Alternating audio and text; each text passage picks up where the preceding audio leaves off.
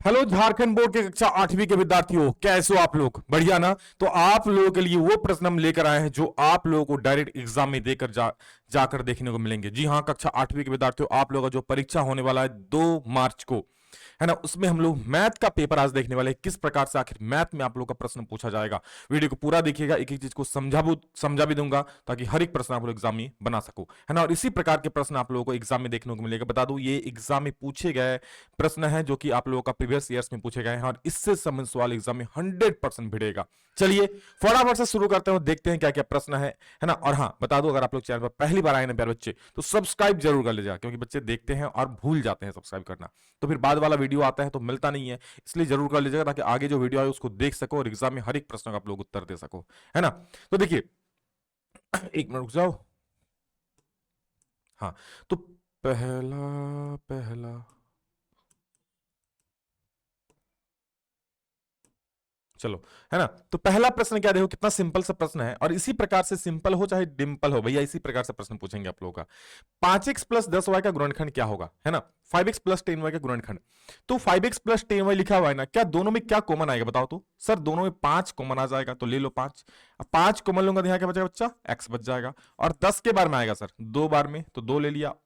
5 दूनी 10 2 बार में ना, और y है तो y, यानी 5 × x+2y, 5 × x+2y आपका गुणनखंड हो जाएगा। देखो ये आ गया 5 × x+2y, है ना। बोलो सर इतना आसान, बिल्कुल इतना ही आसान पूछेगा, बस अब देखो तो। हाँ, कुछ कुछ हार्ड भी रहेंगे जो भी आगे आपको हम बताने जा रहे हैं।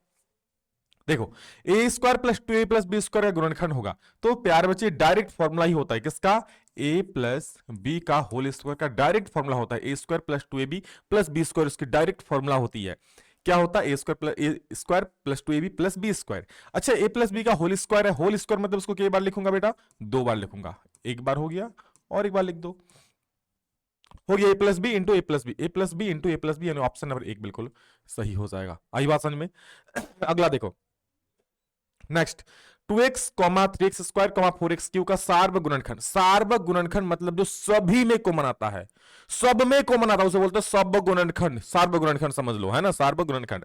तो देखो सब में कॉमन क्या आएगा, यहां पे 2x को मैं क्या लिखूंगा, देखो तो 2x को लिख सकता हूं 2 × x, बिल्कुल सर आप लिख सकते हो, कुछ नहीं रोका है।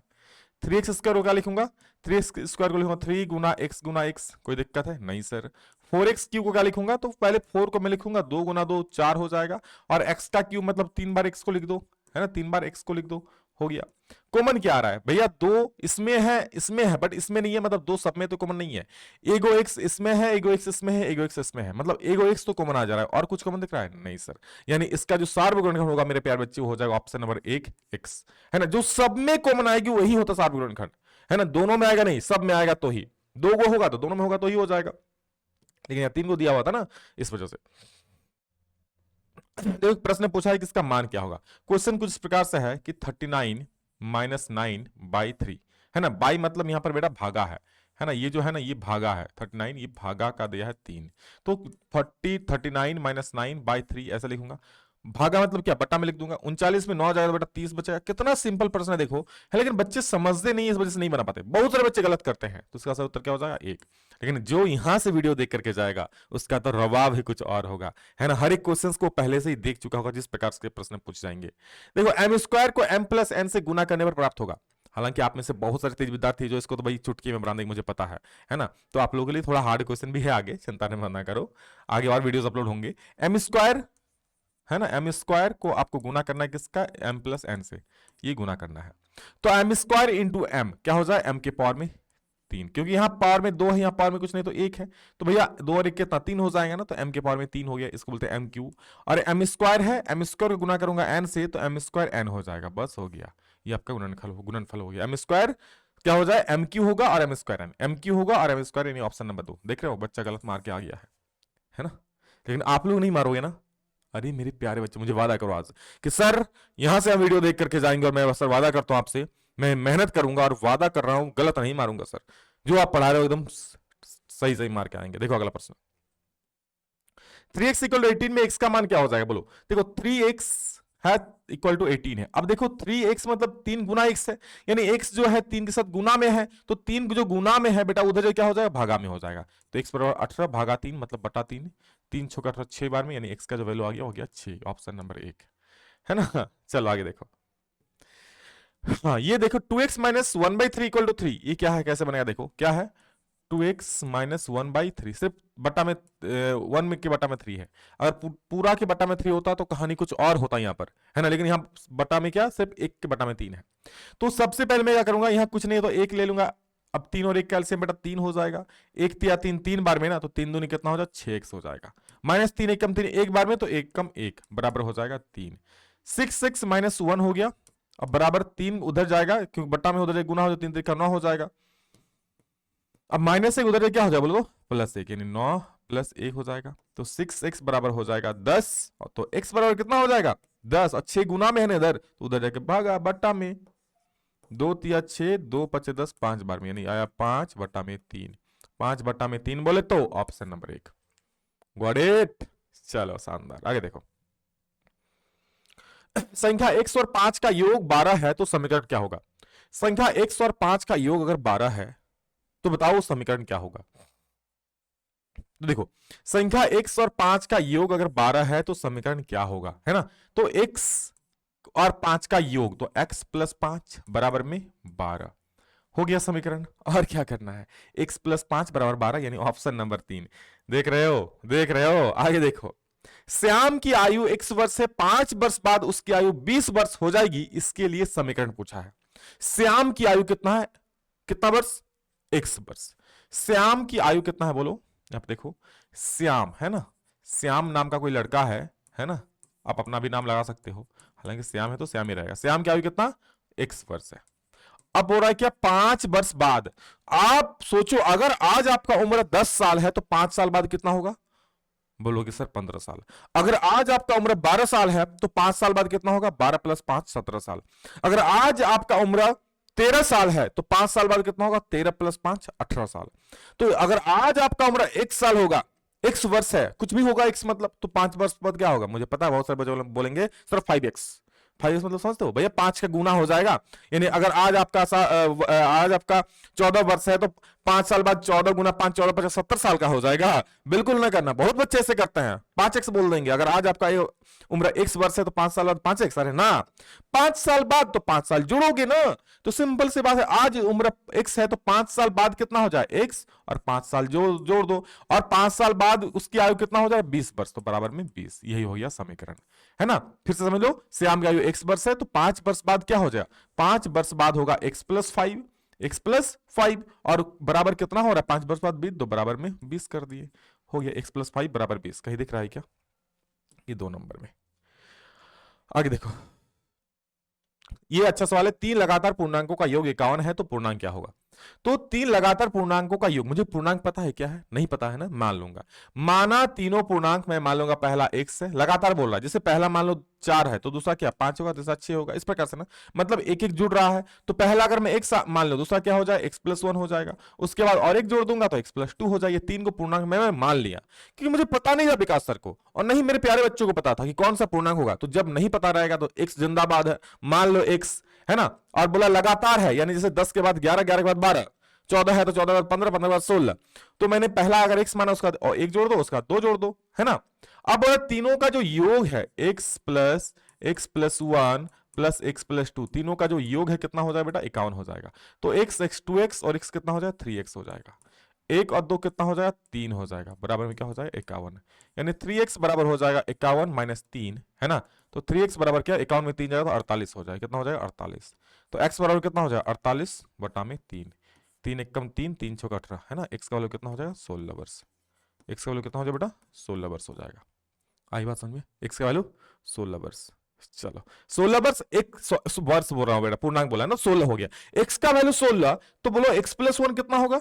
तो सर x प्लस 1 मतलब 16 प्लस 1 मतलब 17 हो जाएगा। अच्छा x प्लस 2 कितना होगा, x प्लस 2, तो x प्लस 2 मतलब 16 प्लस 2 मतलब 18 हो जाएगा। तो क्या होगा मेरे पर बच्चे, 16 17 18, 16 17 18 है, 16 17 18, सबको जोड़ो देखो कौन आ जाएगा।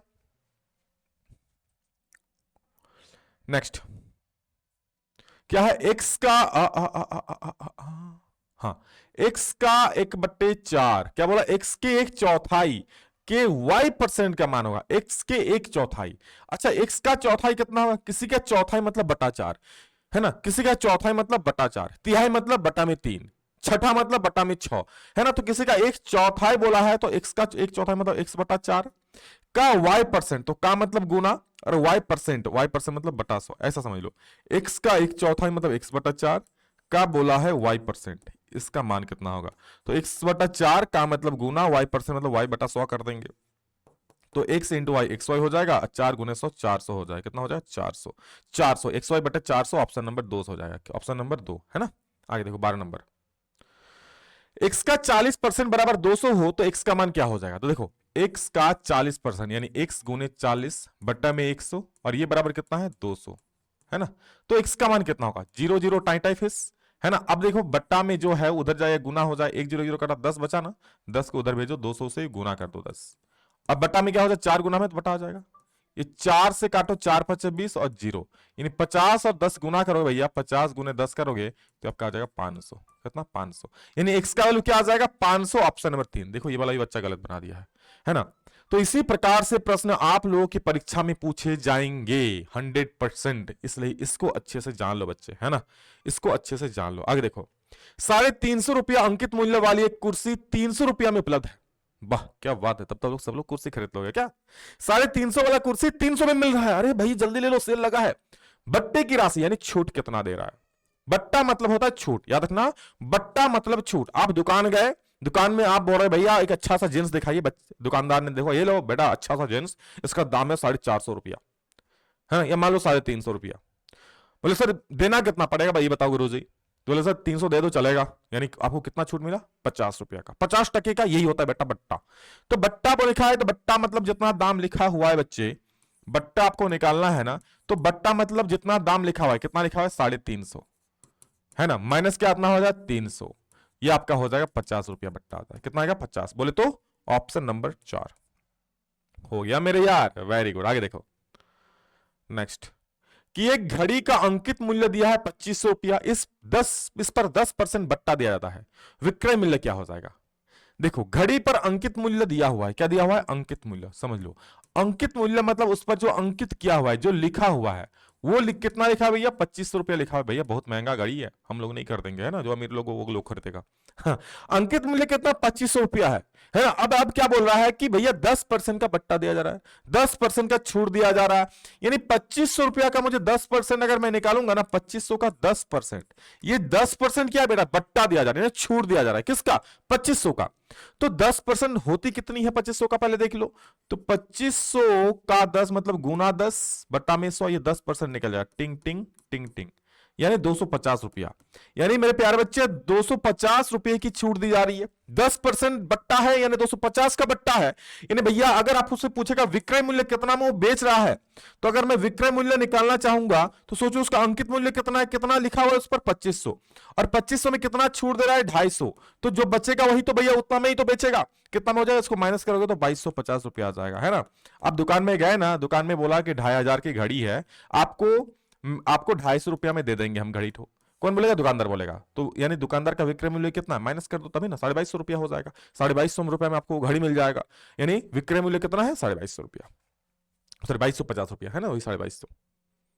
तो ऑप्शन में 2 सही हो जाएगा। आगे देखो, 200 रुपया की वस्तु को 300 रुपए में बेचने पर लाभ। भैया बच्चा वाला सवाल है, कच्चा वाला सवाल है। 200 रुपया की घड़ी को 300 रुपए में बेच रहा है, तो बोलो लाभ कितना हो जाएगा? तो लाभ मतलब होता है, प्यारे बच्चे समझ लो, है ना, लाभ मतलब फॉर्मूला होता है विक्रय मूल्य माइनस क्रय मूल्य, विक्रय मूल्य कितना है देख लो? 300 रुपया। क्रय मूल्य कितना बेटा? 200 रुपया। 300 में 200 जाएगा तो कितना बचेगा बेटा? 100 रुपया। यानी लाभ कितना हो रहा है? 100 रुपया का। लेकिन लाभ परसेंट पूछा है। कितना पूछा है? परसेंट। तो लाभ परसेंट कैसे निकालेंगे बेटा? है ना, जितना लाभ हो रहा है वो बटा क्रय मूल्य, कितना में खरीद रहा है? 200 में, और गुना में 100, टिंग टिंग टिंग टिंग, 2 25 10, 5 बार में 50%। देखो बच्चे कितना मतलब क्या हुआ? वस्तु को बेचने पर लाभ होगा। 200 की वस्तु को 300 में बेच रहा है, तो कितना लाभ परसेंट दिया है यहां पर? सुन लो डायरेक्ट। हाँ, अगर सिर्फ परसेंट नहीं होता तो बेटा आपका सवाल आंसर बिल्कुल सही होता। और यहां पर बच्चे गलती करते हैं, इसलिए ध्यान समझो। आप सोचो ना, 200 में कोई वस्तु खरीदे और उसने उसको 300 में बेच दिया, अब इसको भूल जाओ। अगर कोई वस्तु 200 में बेचा, खरीदा, 400 में बेच दिया, बोलोगे बराबर का लाभ हो, यानी 100% लाभ हो, तब 100% होता। लेकिन 200 में खरीदा 300 में बेच, सॉरी 300 में 200 में खरीदा 300 में बेचा, यानी 100 रुपए का लाभ हो रहा है। और लाभ परसेंट मुझे निकालना है, तो क्या करोगे, लाभ बटा क्रय मूल्य गुने 100। लाभ कितना, 100 रुपया, क्रय मूल्य कितना है 200, गुना में 100 कर दोगे। क्या कर दोगे, 100 कर दोगे, 0 0 खत्म, यानी 50 आ जाएगा। यानी कितना लाभ हो रहा है, 50%। ऐसे भी आप देख सकते हो भैया, 200 का खरीदा हुआ है, 300 में बेच रहा है, यानी 100 रुपया का लाभ हो रहा है ना। तो कितना, आधा लाभ हो रहा है। अगर भैया 200 का खरीदा हुआ है, 200 का लाभ होता तो कितना होता, बोला सर पूरा पूरी, यानी 100% लाभ। तो 200 तो नहीं हो रहा है ना, 100 रुपया का लाभ हो रहा है, तो आधा परसेंट यानी 50% हो जाएगा। आगे देखो पूछा है क्या कि चक्रवृद्धि ब्याज का सूत्र क्या हो जाता है। याद रखना, चक्रवृद्धि ब्याज का सूत्र होता है a बराबर p into 1 plus r by 100 to the power n, जहां पर p मतलब होता है मूलधन, और n मतलब होता है वर्षों के संग कितना वर्ष है, और r मतलब होता है रेट यानी दर, और a मतलब होता है मिश्रधन, है ना। मिश्रधन का सूत्र पूछा है। चाल तथा दूरी में किस तरह का संबंध है, चाल और दूरी में किस तरह का संबंध है प्यारे बच्चे, फटाफट से बताओगे। ये सीधा अनुपात होता है, ये प्रतिलोम अनुपात होता है, ये भागानुपात होता है, या फिर इनमें से कोई अनुपात ही नहीं होता है। चाल और प्रतिरोध में यहां पर, सॉरी चाल और प्रतिरोध बोल रहे हैं, चाल और दूरी में संबंध पूछ रहा है, बोलो क्या हो जाएगा। तो देखो प्यारे बच्चे चाल और दूरी क्या होता है बेटा, सीधा अनुपात होता है। क्या होता है, सीधा अनुपात है ना।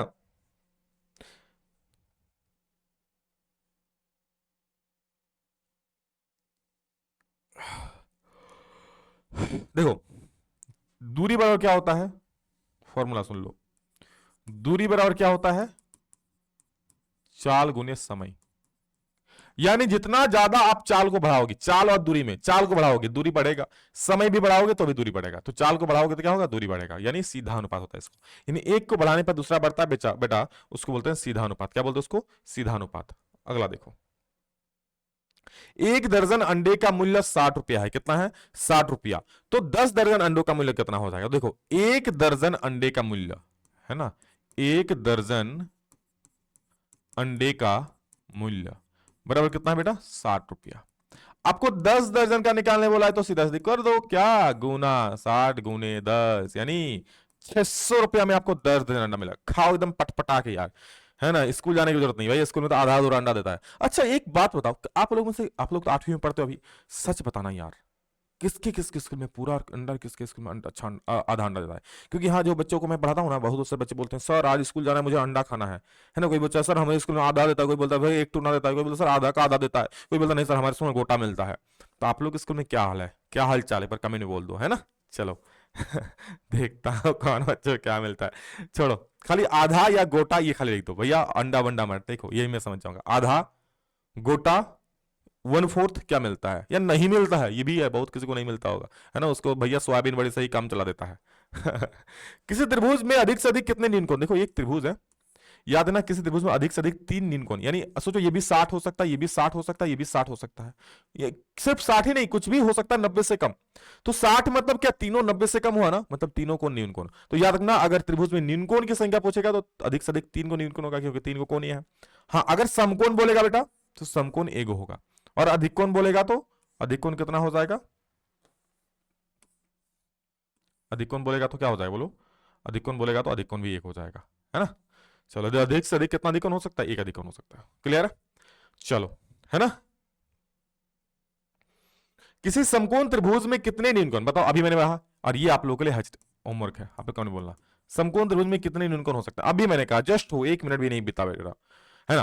तो इस प्रकार से प्रश्न थे, बाकी आगे का पार्ट, इसका 30 क्वेश्चन अभी बचा हुआ है मेरा बच्चे, जो आपके एग्जाम में बहुत ज्यादा काम आएगा, लेकिन वो तभी आएगा जब इस वीडियो पर आप लोग भरपूर दम भर प्यार दिखाओगे। और वो कैसे, एक प्यारा सा कमेंट आपके प्यारे विकास सर के लिए, है ना। चलो मैं प्यारा हूं नहीं हूं या नहीं हूं, बट एक कमेंट कर देना मेरे लिए, और लाइक कर देना, और अपने दोस्तों को, जो भी आपके कक्षा 8वीं के साथी हैं, है ना, उनको साथ लेके भैया शेयर कर देना, यानी उनको शेयर कर देना, है ना बच्चा। चलो thank you, bye bye, take care, जय हिंद, वंदे मातरम।